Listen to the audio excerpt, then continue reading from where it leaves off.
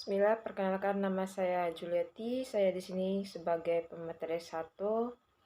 Saya akan menjelaskan tentang equilibrium model in capital market dan efficient market hypothesis. Selanjutnya kita akan memasuki tujuan pembelajaran. Mahasiswa mampu memahami dan menjelaskan tentang yang pertama, arbitrage pricing theory (APT), Fama Friends, 3-factor model, Sin Ross-Ford, 15 factor model, multi-factor model. Yang kedua, definisi efisiensi pasar secara informasional. Yang ketiga, mengapa pasar harus efisien. Yang keempat, implikasi efisiensi pasar terhadap return dan harga sekuritas.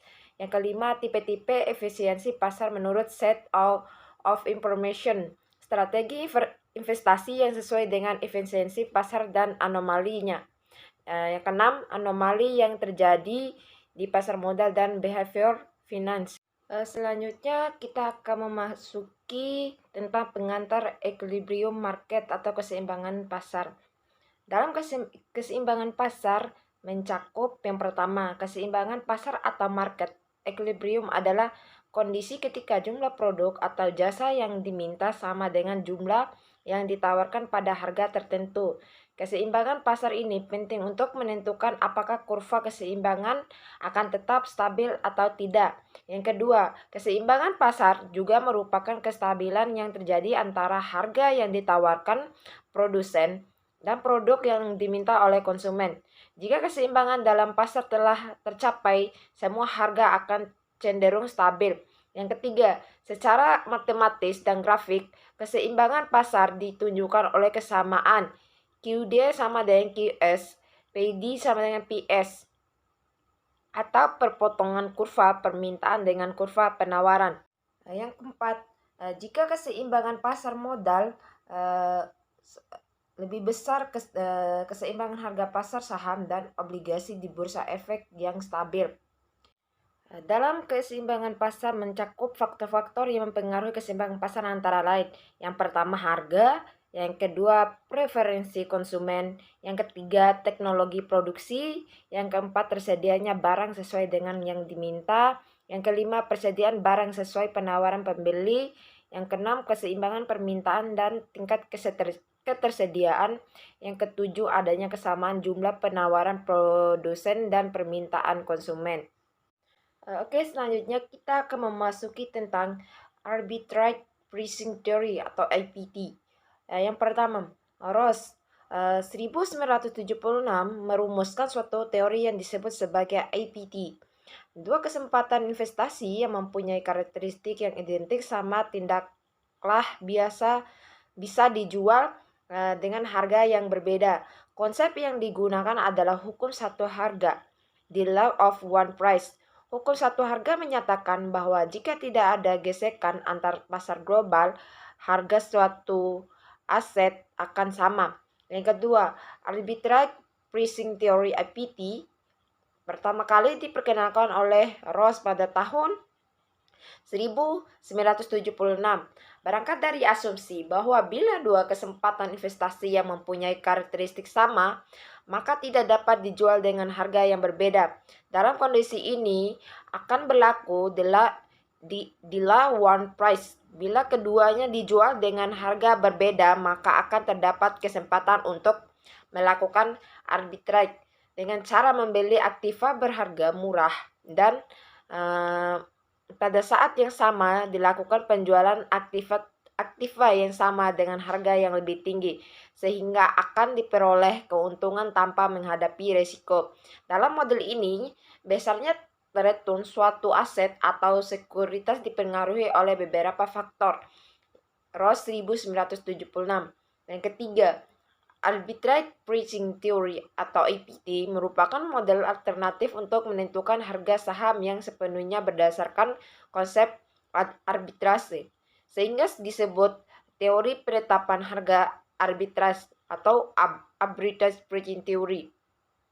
Yang keempat, Arbitrage Pricing Theory atau APT pada dasarnya menggunakan pemikiran yang menyatakan bahwa dua kesempatan investasi yang mempunyai karakteristik yang identik sama tidaklah bisa dijual dengan harga yang berbeda. Husnan 2000 Arbitrage Pricing Theory atau APT didasari pandangan bahwa return yang diharapkan untuk suatu saham sekuritas akan dipengaruhi oleh beberapa faktor risiko. Faktor-faktor risiko tersebut adalah kondisi makroekonomi suatu negara seperti inflasi, tingkat suku bunga, nilai kurs, dan GDP. Selanjutnya, Fama Freight Factors, yaitu yang pertama, tiga faktor tersebut dalam Fama Freight adalah yang pertama, pengambilan kelebihan pasar, yang kedua, kinerja kecil terhadap perusahaan-perusahaan besar, dan yang ketiga, kinerja tinggi buku atau pasar terhadap buku murah atau pasar perusahaan. Yang kedua, Fama dan Freight dimulai dengan pengamatan bahwa dua kelas saham cenderung melakukan lebih baik daripada pasar secara keseluruhan. Small caps, dan yang kedua saham-saham dengan book to market ratio B atau P lagi disebut dengan nilai saham kontras dengan pertumbuhan saham. Mereka kemudian menambahkan dua faktor untuk KMPM untuk mencerminkan portofolio paparan dua kelas. R sama dengan R T kecil ditambah delta buka kurung R besar M kecil dikurang R besar buka kurung T kecil ditutup kurung ditambah BA titik SMB ditambah BF titik HML ditambah alfa. Berikut ini R adalah portofolio tingkat pengembalian yang diharapkan. RT adalah bebas risiko tingkat pengembalian, dan RM adalah return dan portofolio pasar. Tiga faktor delta adalah analog klasik delta, tetapi tidak sama untuk itu. Sejak sekarang ada dua faktor tambahan untuk melakukan beberapa pekerjaan. SMB berdiri untuk small kapitalisasi pasar, minus big, dan HML untuk hing book to market ratio, minus low. Mereka mengukur jarak kelebihan pengembalian topik kecil lebih besar top B dan nilai saham lebih dari pertumbuhan saham. Selanjutnya, Fama Fries 5-Factor Model. Yang pertama, di 2015, Fama dan Fries diperpanjang model, menambahkan lebih dua faktor profitabilitas dan investasi. Didefinisikan analog ke HML faktor. Faktor rentabilitas RMW adalah perbedaan antara pengembalian perusahaan dengan kuat hing dan lemah rendah, operasi profitabilitas, dan investasi faktor CMA adalah selisih antara return dari perusahaan-perusahaan yang berinvestasi secara konservatif dan perusahaan-perusahaan yang berinvestasi secara agresif di Amerika Serikat pada tahun 1963 sampai 2013. Menambahkan dua faktor ini membuat HML, faktor-faktor yang berlebihan sejak seri waktu HML kembali benar-benar dijelaskan oleh empat faktor, terutama CMA yang memiliki 0,7 korelasi dengan HML. Yang kedua, sementara model yang masih gagal Gibbons, Ross, dan Sankar pada tahun 1989 menguji apakah faktor-faktor yang sepenuhnya menjelaskan pengembalian yang diharapkan dari berbagai portfolio. tes menunjukkan bahwa 5 faktor model meningkatkan kemampuan pengembalian dari saham relatif terhadap model 3 faktor kegagalan untuk sepenuhnya menjelaskan semua portofolio yang diuji adalah terutama didorong oleh kinerja yang buruk, yaitu negatif yang besar 5 faktor alfa. Dari portofolio yang terdiri dari perusahaan-perusahaan kecil yang menginvestasi banyak meskipun profitabilitas rendah, yaitu portofolio dan pengembalian konvari positif dengan SMB dan negatif dengan RMW dan CMA. Jika model yang sepenuhnya menjelaskan return saham, perkiraan alfa harus secara statistik dapat dibedakan dari nol. Yang ketiga, sementara menentukan faktor yang tidak dimasukkan dalam model sejak beberapa portofolio memiliki statistik yang signifikan. Loading pada itu, Esnis, mantan mahasiswa PhD dari Fugenes Fama dan CEO founder dari IKR Modal, telah membuat kasus untuk dimasukkan Voyet 2018 menguji 5 faktor model di Inggris dan menimbulkan beberapa masalah serius. Pertama, ia mempertanyakan cara di mana Fama dan Friends mengukur profitabilitas. Selain itu, ia menunjukkan bahwa 5 faktor model ini mampu menawarkan meyakinkan aset pricing model untuk ini. Oke, selanjutnya equilibrium pasar modal dan model penetapan harga aset modal. Yang pertama, risiko aset individu. Dalam risiko aset individu mencakup 3. Yang pertama, investor membutuhkan kompensasi untuk menanggung risiko. Yang kedua, kita telah melihat bahwa standar defisiasi tingkat pengembalian adalah ukuran risiko yang tepat untuk portofolio seseorang. Yang ketiga, standar defisiasi adalah bukan ukuran risiko terbaik untuk aset individu ketika investor memegang portofolio yang teridentifikasi. Selanjutnya, risiko aset individu lanjutan mencakup 2. Yang pertama, bagi orang yang memegang portofolio teridentifikasi, kontribusi aset individu terhadap standar defisiasi portofolio itu penting.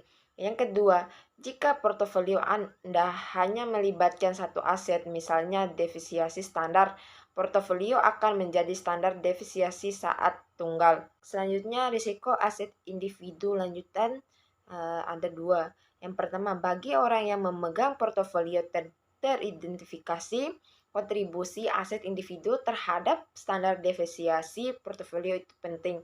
Yang kedua, jika portofolio Anda hanya melibatkan satu aset, misalnya defisiasi standar, portofolio akan menjadi standar defisiasi aset tunggal. Selanjutnya, kontribusi aset individu terhadap standar portofolio penyimpangan beta. Yang pertama, beta mengukur sensitivitas tingkat pengembalian aset terhadap variasi pengembalian portofolio pasar.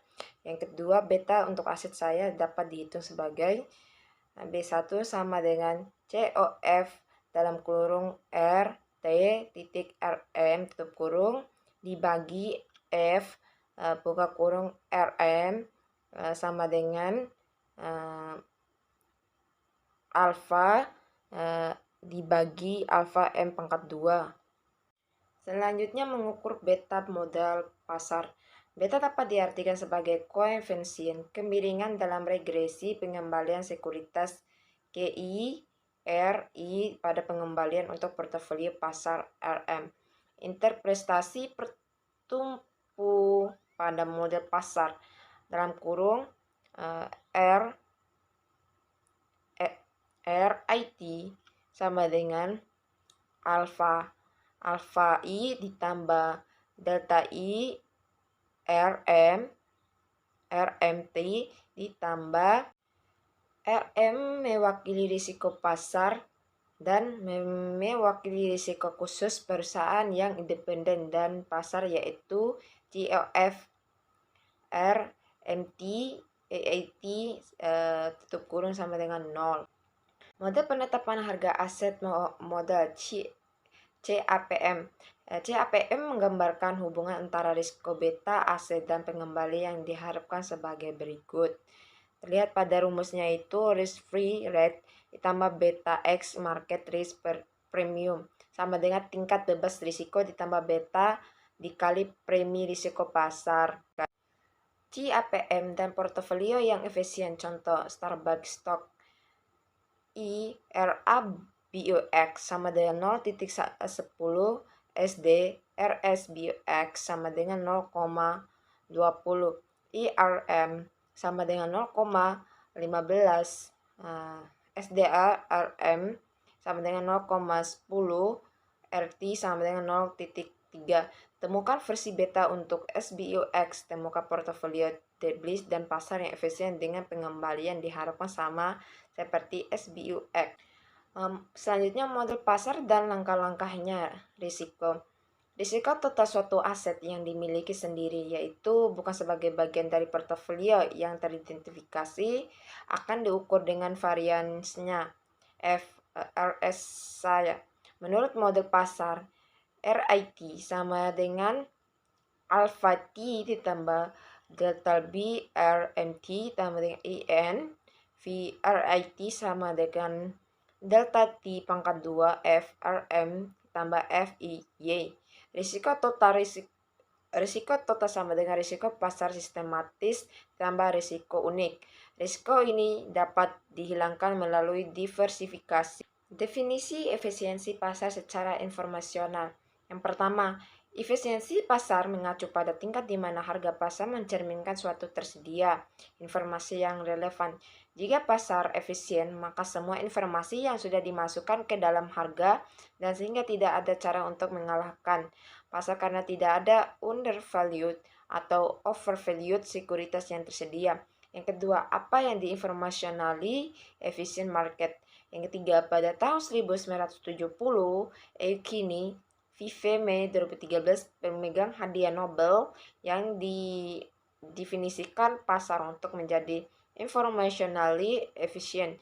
Jika harga memasuki semua informasi yang tersedia, yang pertama dalam skenario ini, semua informasi baru tentang apapun yang diberikan perusahaan tertentu dan segera harga saham perusahaan tersebut yang informationally efficient. Market teori bergerak di luar definisi dari hipotesis pasar yang efisien sebelumnya dikembangkan oleh Fama. Selanjutnya adalah salah satu di mana semua informasi yang berkaitan dengan saham perusahaan telah dimasukkan ke dalam harga saat ini. Ini pertama kali diusulkan oleh Eukene Fama pada tahun 1970. Ada metode untuk menganalisis dan melacak harga saham gerakan yang berlebihan di informationally efficient market. Yang selanjutnya, bertanggung jawab atas aliran dana dari manajer aktif seperti hedge fund untuk dana indeks pasif seperti ETF yang hanya melacak indeks saham. Informationally efficient market dan hipotesis pasar yang efisien. Selanjutnya, dengan hipotesis pasar efisien, EMH menyatakan bahwa hal itu adalah mustahil bagi investor untuk membeli saham undervalued atau menjual saham untuk harga yang meningkat menurut teori. Saham selalu diperdagangkan pada nilai wajar mereka di bursa saham, sehingga berguna untuk mencoba untuk mengungguli pasar melalui pakar pemilihan saham atau market timing. Selanjutnya, dengan hipotesis pasar yang efisien dengan lemah, setengah kuat, dan tingkat kuat.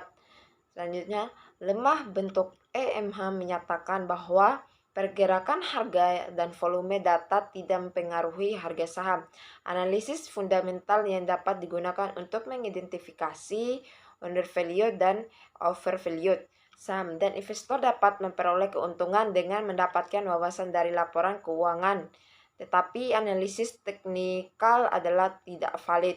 Selanjutnya, EMH semi kuat menyiratkan bahwa pasar mencerminkan suatu informasi yang tersedia untuk umum. Saham dengan cepat menyerap informasi baru seperti laporan pendapatan triwulanan atau tahunan. Oleh karena itu, analisis fundamental tidak valid, hanya informasi yang tidak tersedia yang tidak tersedia untuk umum yang dapat membantu investor mengungguli pasar. Selanjutnya, EMH bentuk kuat menyiratkan bahwa pasar efisien ini mencerminkan semua informasi, baik publik maupun pribadi.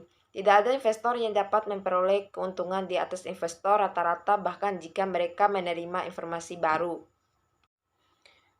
Selanjutnya pendalaman.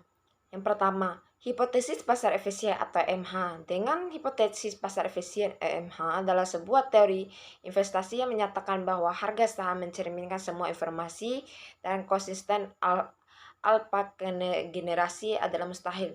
Yang kedua, pasar yang tidak efisien. Definisi sebuah pasar yang tidak efisien menurut teori ekonomi adalah salah satu di mana harga tidak mencerminkan semua informasi yang tersedia. Yang ketiga, efisiensi pasar.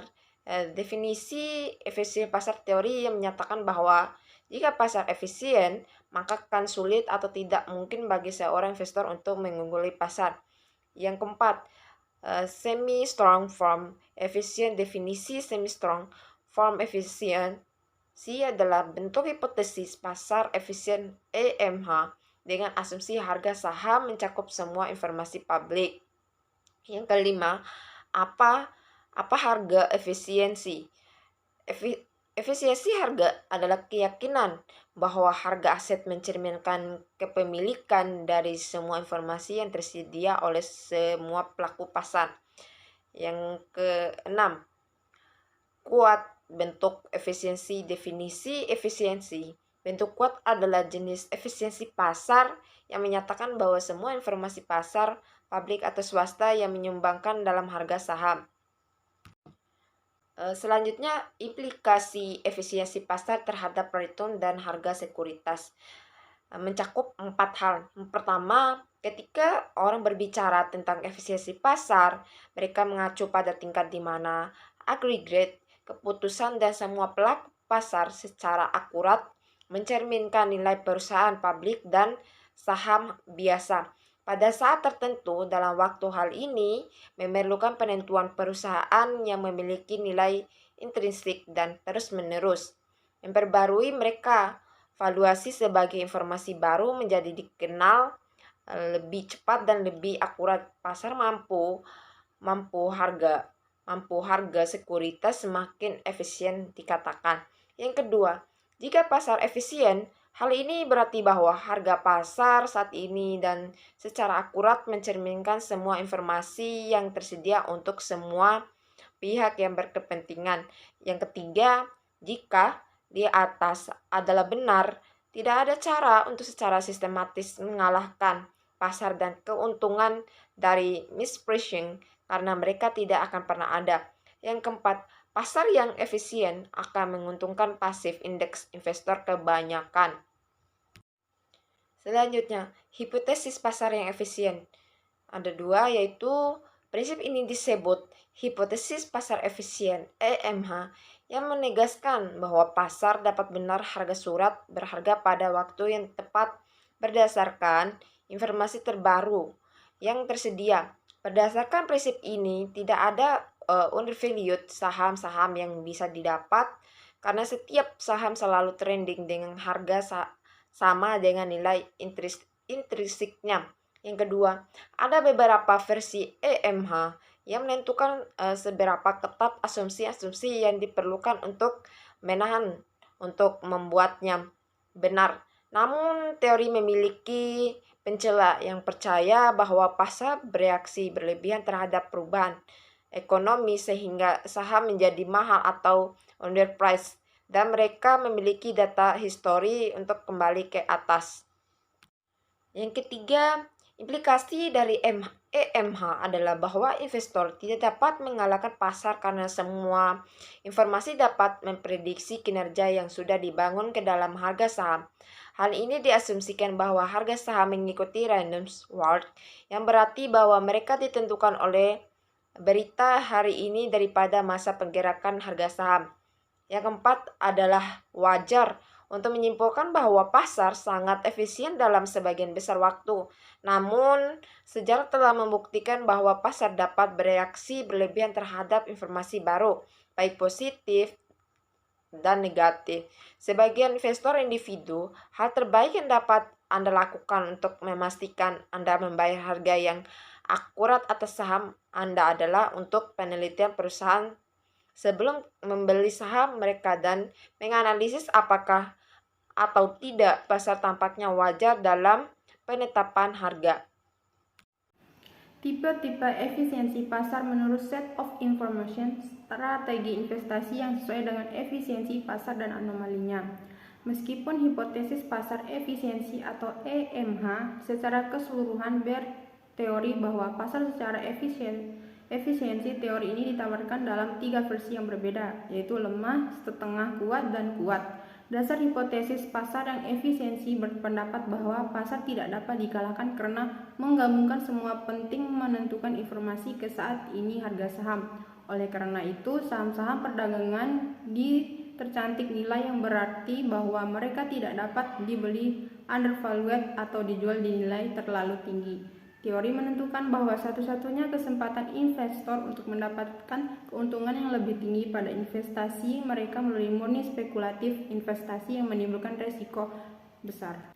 Bentuk yang kuat. Dengan bentuk yang kuat, versi hipotesis pasar efisiensi menyatakan bahwa semua informasi, baik informasi yang tersedia untuk publik dan informasi yang tidak diketahui publik, adalah benar-benar diperhitungkan pada saat harga saham dan tidak ada jenis informasi yang dapat memberikan investor sebuah keuntungan di pasar.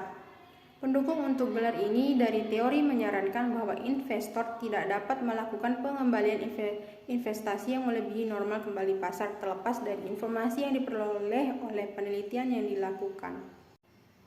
Bentuk yang lemah menunjukkan hari ini harga saham mencerminkan semua data harga masa lalu dan bahwa tidak ada bentuk analisis teknikal yang dapat membantu investor. Semi-strong form menyampaikan bahwa karena informasi publik merupakan bagian dari suatu saham adalah harga saat ini, investor tidak dapat menggunakan analisis teknikal atau analisis fundamental meskipun informasi yang tidak tersedia untuk umum dan membentuk investor. Kuat bentuk versi menyatakan bahwa semua informasi umum dan tidak umum adalah benar-benar diperhitungkan pada saat harga saham dan tidak ada jenis informasi yang dapat memberikan investor sebuah keuntungan pasar.